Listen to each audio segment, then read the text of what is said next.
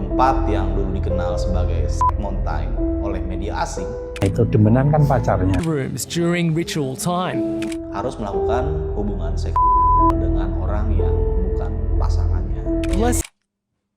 Halo my friend, balik lagi di channel 1830 PM.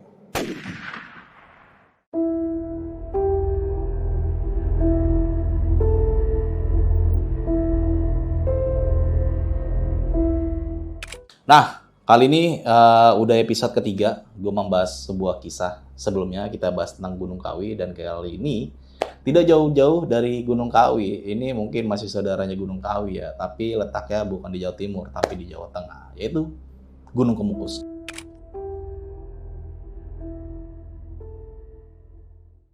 Halo my friend, kali ini kita mau ngobrolin salah satu tempat paling kontroversial. Ini selain di Gunung Kawi ya, di Indonesia juga, namanya Gunung Kemukus. Nah, mungkin sebagian dari my friend udah pernah denger nih, sebagian lagi mungkin belum. Tapi percaya deh, cerita di balik tempat ini tuh super menarik my friend.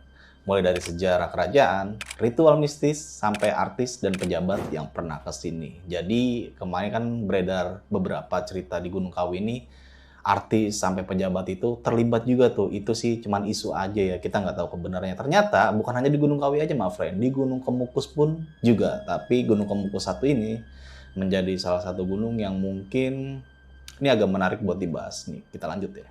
Gunung Kemukus ini sekarang udah berubah total my friend. Tempat yang dulu dikenal sebagai Mountain oleh media asing kini jadi destinasi wisata, religi, dan keluarga yang instagramable. Tapi di balik semua itu ada cerita panjang yang nggak boleh kita lewatkan. Jadi siapin cemilan, minuman, my friend, karena kita bakal jalan-jalan ke masa lalu, tepatnya di Gunung Kemukus.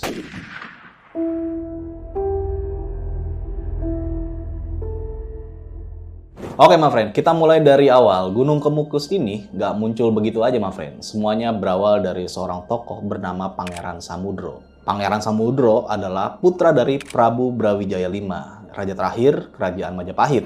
Beliau lahir dari seorang selir di masa transisi antara Hindu dan Islam. Pangeran Samudro ini dikenal sebagai penyebar agama Islam, my friend. Bahkan beliau pernah berguru sama Sunan Kalijaga. Keren kan? Jadi ini pernah bergurunya aja sama Sunan Kalijaga, my friend. Ceritanya, Pangeran Samudro diutus oleh penguasa Demak untuk menyatukan keturunan Majapahit yang tercerai-berai. Beliau berkeliling menyebarkan Islam sampai akhirnya dalam perjalanan pulang ke Demak, beliau jatuh sakit di daerah Gunung Kemukus dan wafat di sana. Kabarnya, bukit tempat makam Pangeran Samudro ini sering diselimuti kabut putih atau kukus, my friend. Ini terus mempunyai inisiatif dinamakan Gunung Kemukus. Oh, itu awalnya. Gunung Kemukus itu dari makam Pangeran Samudro mengeluarkan asap berbentuk kerucut, lancip ya. Makanya di daerah sini rumah-rumahnya kan lancip semua. Ya. Dari situlah nama Gunung Kemukus ini berasal.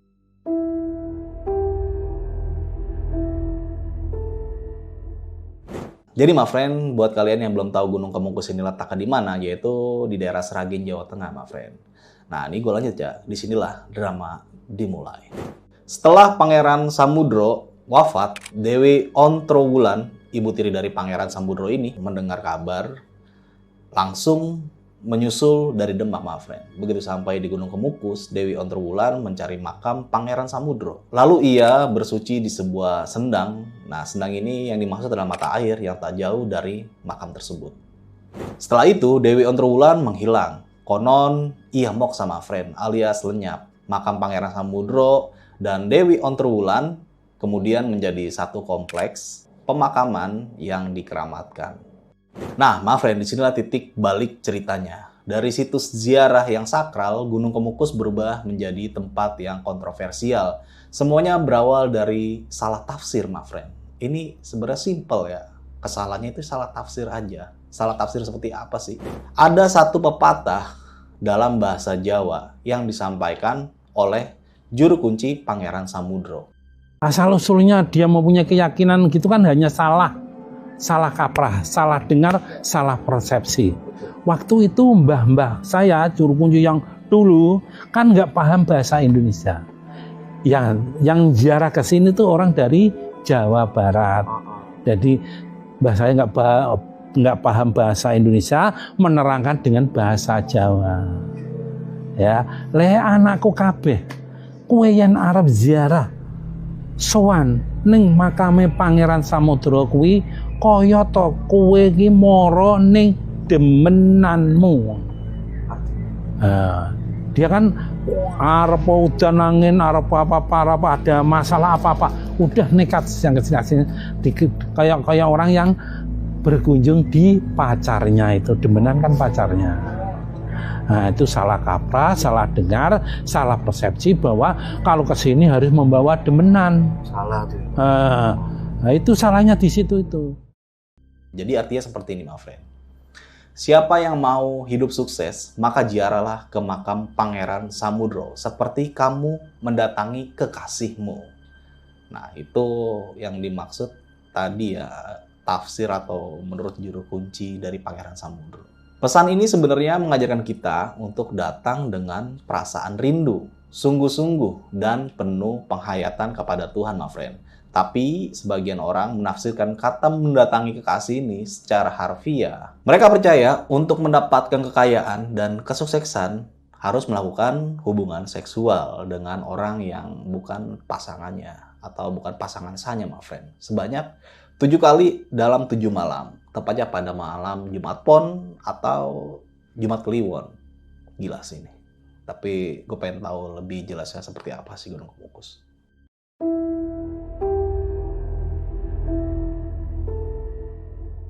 Parahnya lagi, my friend, ritual ini kemudian menyebar luas dan menjadi perbincangan media internasional. Tahun 2014, Daily Mail, The Mirror, dan Metro.co.uk mengangkat cerita dengan julukan Mountain. Bayangkan, my friend, Indonesia jadi sorotan dunia karena hal yang memalukan ini. Seorang warga bernama Adi yang pernah ke sana mengaku praktik ini menjadi lahan subur prostitusi. PSK. Ada yang sampai Rp50.000 sekali kencan, my friend. Rp50.000. Bensin aja sekarang udah berapa harganya tuh? Berarti udah dapat 2 literan lah kalau kurang lebih ya. Kalau ngisi pertama turbo plus.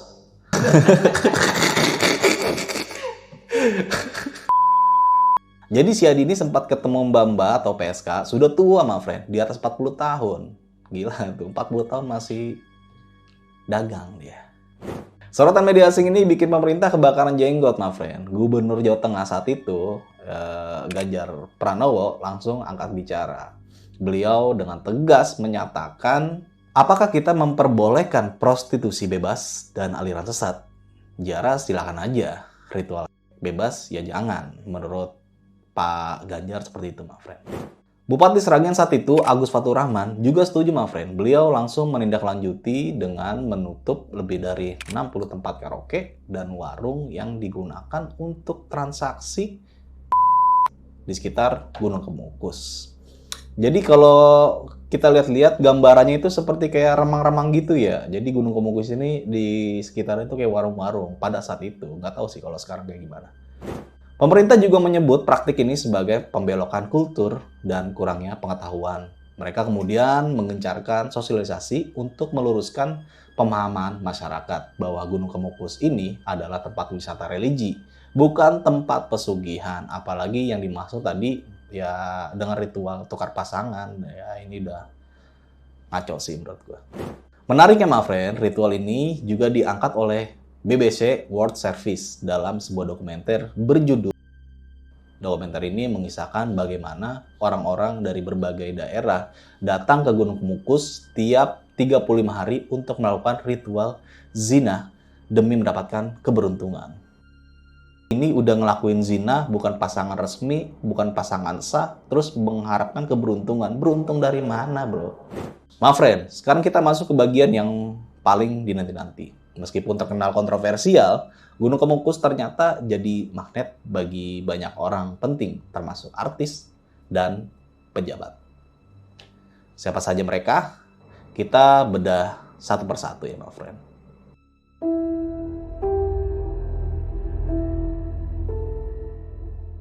Pertama, nama yang paling mengejutkan yaitu Abdurrahman Wahid, yaitu mantan presiden kita atau yang dikenal sebagai Gus Dur, yaitu presiden keempat Republik Indonesia, my friend. Menurut juru kunci makam Pangeran Samudro, Dwi Margono, Gus Dur pernah datang ke Gunung Kemukus ketika beliau masih muda, jauh sebelum menjadi presiden. Ingat ya, masih muda, my friend. Beliau waktu masih muda sempat datang ke sini. Ya karena umurnya masih muda ya kan, my friend. Mungkin dia hanya ingin berziarah aja ke makam Pangeran Samudro. Itu kata Gus Dwi, sapaan akrabnya seperti itu, my friend. Nggak cuma Gus Dur aja nih. Menurut Gus Dwi, banyak juga pejabat negara, terutama yang berasal dari Jawa Barat dan Jawa Tengah, yang sering datang ke Gunung Kemukus ini, my friend. Mereka adalah pejabat yang pernah bekerja pada masa Orde Baru. Bukan Order Baru ya, Orde Baru. Bahkan Gunung Kemukus juga jadi langganan para calon legislatif saat pemilu 2014. 2014 nih, berarti calon-calon legislatif pada saat itu pada ke Gunung Kemukus. Gue nggak tahu udah ngapain dah. Nah, menurutnya mereka percaya tuh doa yang dipanjatkan di sana akan lebih cepat terkabul melalui kekuatan gaib.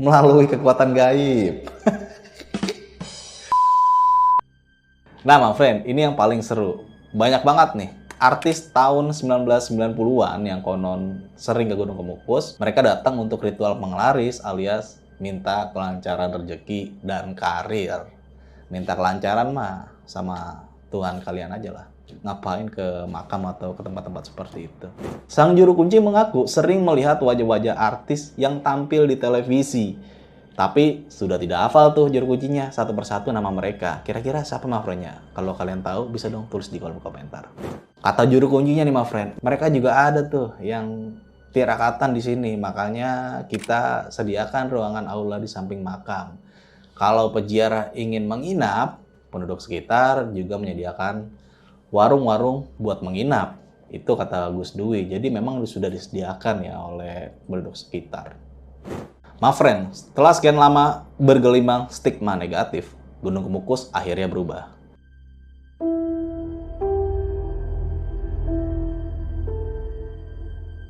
Dan ini adalah bagian terbaik dari cerita kita ya, my friend ya.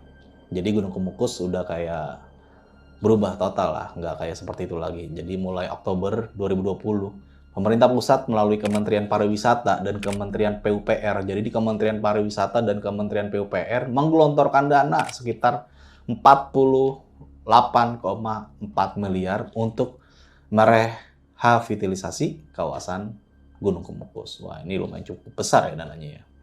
Tujuannya jelas, my friend, mengubah stigma negatif menjadi positif, menciptakan New Kemukus yang nyaman untuk wisata religi dan keluarga. Hasilnya luar biasa, my friend. Nah, di sini bakal gue tunjukin ya hasil Gunung Kemukus yang sekarang.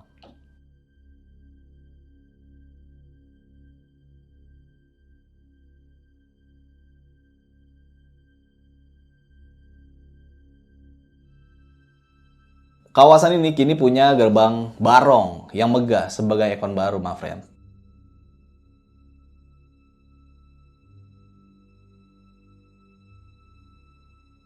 Terminal pengunjung, area kuliner, dan spot-spot foto yang instagramable lah. Ya udah kayak keren lah, udah modern lah.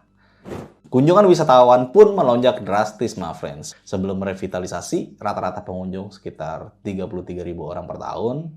Setelah itu, jumlahnya bisa mencapai puluhan ribu hingga ratusan ribu. Nah, ini setelah dibagusin sama pemerintah dengan kucuran dana yang lumayan cukup besar, akhirnya tuh banyak tuh pengunjung-pengunjung pada datang tuh ya, menikmati keindahan juga sebagai wisata religi juga, my friend.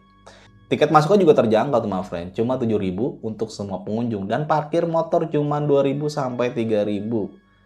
Oh ya, nggak tahu nih sekarang udah berubah harganya atau belum. Ini data yang gue dapetin dari Google sekitar segitu lah ya. Nah, my friend, itulah cerita panjang dari Gunung Kemukus. Dari tempat ziarah yang sakral menjadi simbol penyimpangan dan kini kembali lagi sebagai destinasi wisata yang membanggakan. Tapi, tunggu dulu.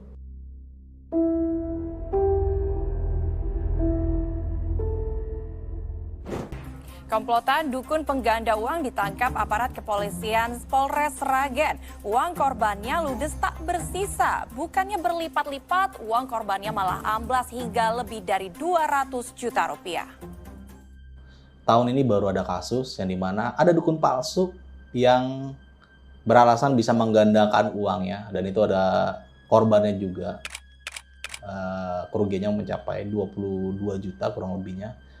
Dan sudah ketangkap, dan itu terjadi di Gunung Kemukus. Semoga praktik-praktik seperti ini tuh ya udahlah dihilangkan aja lah, jangan percaya mencari yang instan itu dengan cara menggandakan uang lah, bla bla bla bla lah, ikut ritual segala macam lah, sampai tukar pasangan lah, gak usah, haram pokoknya. Masih ada saja orang yang percaya dukun atau semacamnya punya kesaktian bisa gandakan uang, padahal mustahil dilakukan. Ujung-ujungnya, bukannya makin banyak, uang yang disetorkan malah hilang tak bersisa. Karmanto salah satunya. Otak pelaku kejahatan bermodus bisa gandakan uang, tak berkutik saat diringkus kepolisian. Uang pecahan 100.000 hasil kejahatan yang belum sempat digunakan pelaku ditemukan. Yang bisa kita petik dari cerita ini, my friend, adalah pentingnya pemahaman yang benar terhadap sejarah dan ajaran leluhur. Jangan sampai salah tafsir yang berujung pada kemaksiatan. Nah, salah satu contohnya ya Gunung Kemukus ini, dari salah tafsir sampai akhirnya menjadi kemaksiatan, yaitu tukar pasangan, ritual bebas dengan pasangan yang bukan sahnya. Ini gila sih menurut gua, ini udah jauh dari kata sifat Rasul. Pemerintah dan masyarakat bisa bekerja sama mengubah citra negatif menjadi positif. Revitalisasi Gunung Kemukus adalah buktinya. Tidak ada jalan pintas untuk sukses, bukan dengan ritual menyimpang, tapi dengan kerja keras, doa, dan usaha yang halal. Nah, yang tadi gue jelasin ya. Ya seperti itu kalau mau sukses, nggak ada tuh hal yang instan. Dan Pangeran Samudro sendiri, my friend, mengajarkan kita untuk datang dengan hati suci dan kesungguhan, bukan dengan Gunung Kemukus sudah layak dikunjungi siapa saja, mau berziarah, wisata kuliner, atau sekedar foto-foto. Semua bisa dilakukan di Gunung Kemukus saat ini. Gimana, my friend? Seru kan ceritanya? Kalau my friend suka dengan video ini, jangan lupa like, subscribe, dan komen. Jangan lupa nyalain loncengnya, karena setiap minggu sekali kita bakal menyediakan kisah-kisah terbaru di channel 1830 ini. Dan mungkin kalian mempunyai referensi, ada kisah yang pengen dibacakan, atau pengen gue bacakan, bisa langsung aja tulis di kolom komentar. Sampai jumpa di video-video berikutnya. Dari gue Indra, saksikan terus video-video dari 1830 PM. Bye.